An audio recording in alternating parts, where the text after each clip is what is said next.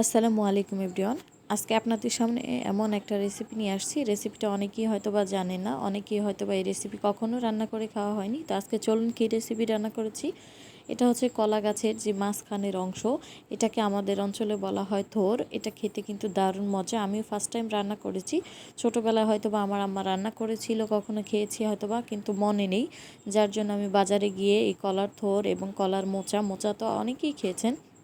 তো এই কলার থোরটা খেতে যে কী পরিমাণ মজা, তো কিভাবে এই থোরটা কাটবেন এবং রান্না করবেন সেই রেসিপিটা সম্পূর্ণ ধৈর্য সহকারে একটু দেখবেন। এবং যারাই দেখছেন আমার ভিডিওটা, ছোট্ট একটা লাইক দিয়ে দেখা শুরু করবেন ধৈর্য সহকারে।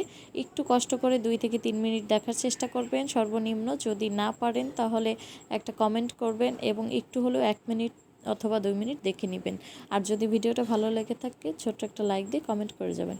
তো কলার থোরটার উপরের অংশগুলো ফেলে দিয়ে এবার মাঝখানের যে একদম কচি এবং অংশটা সাদা, সেই অংশটাকে আমি একটু কেটে আবার হাতের সাহায্যে যে আঁশটা সেটা আঙুলের সাহায্যে পেঁচিয়ে নিচ্ছি। আমার আঙুলের সাহায্যে আঁশটা পেঁচিয়ে নিচ্ছি এবং ছোট ছোট পিসেস করে কেটে নিচ্ছি।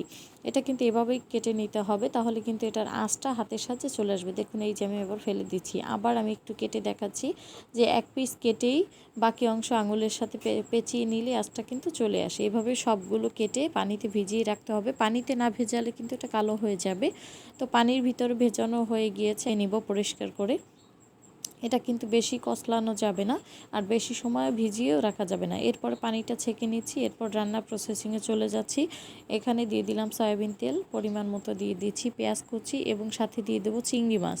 তো চিংড়ি মাছ দিয়ে এটা রান্না করে খেয়ে দেখবেন অনেক মজা, এবং বড় মাছ দিয়েও চাইলে আপনারা রান্না করে নিতে পারেন। আমি এখানে চিংড়ি মাছ দিয়ে রান্নাটা করেছি।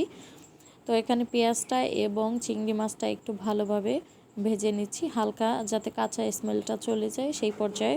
এরপরে এর ভিতর দিয়ে দিব পরিমাণ মতো লবণ দিয়ে মাছটা ভেজে নিলে তারপরে কিন্তু বাকি মশলাগুলো অ্যাড করব। তো এরপরে দিয়ে দিচ্ছি পরিমাণ মতো 1 চা চামচ হলুদের পরিমাণটা হালকা দিতে হবে এবং মরিচ একদম কম অথবা সীমিত, যে যেরকম ঝাল খেতে পছন্দ করেন স্বাদ অনুযায়ী ঝাল কম বা বেশি করে নেবেন। এরপরে একটু সামান্য পানি দিব। পানিটার সাথে যখন মশলাটা কষানো হয়ে যাবে, কষানোর পর্যায়ে দিয়ে দিব কেটে রাখা কলার থোর। তো আমরা এটাকে থোরই বলি, আপনাদের অঞ্চলে কার অঞ্চলে কি বলে জানি না। তো এবার থোরটা দিয়ে এবার আমি এটাকে ভালোভাবে কষিয়ে নিব। এখন যেহেতু শীতের সিজন, শীত চলে আসছে, নভেম্বর মাস, তো এই শীতের সময় কিন্তু যে কোনো সবজি খেতেই ভালো লাগে। আপনারা চাইলে এটা বাজারে সব সময় পাওয়া যায়, 12 মাস। কলার মোচা, কলার থোর অবশ্যই একদিন হলেও ট্রাই করে দেখবেন রান্না করে, এটা খেতে কিন্তু আসলেই মজা। তো আমি ফার্স্ট টাইম রান্না করেছি, এইভাবে রান্না করবেন। আর হচ্ছে আরেকটা রান্না হচ্ছে, এটাকে আলুর মতো কুচি করে আলু দিয়ে সাথে ভাজি করলে সেটা কিন্তু আরও দারুণ লাগে। আপনারা অবশ্যই ট্রাই করবেন। আমি সেই রেসিপিটা আপনাদের সাথে অন্য একদিন শেয়ার করব। তো আমি আজকে এইভাবেই শেয়ার করছি। আপনারা চাইলে এর সাথে আলু দিতে পারেন অথবা আলুর সাথে এটা কুচি করে ভাজি করে দেখবেন, সেটা কিন্তু রুটি পরোটা ভাতের সাথে অসম্ভব মজা লাগে।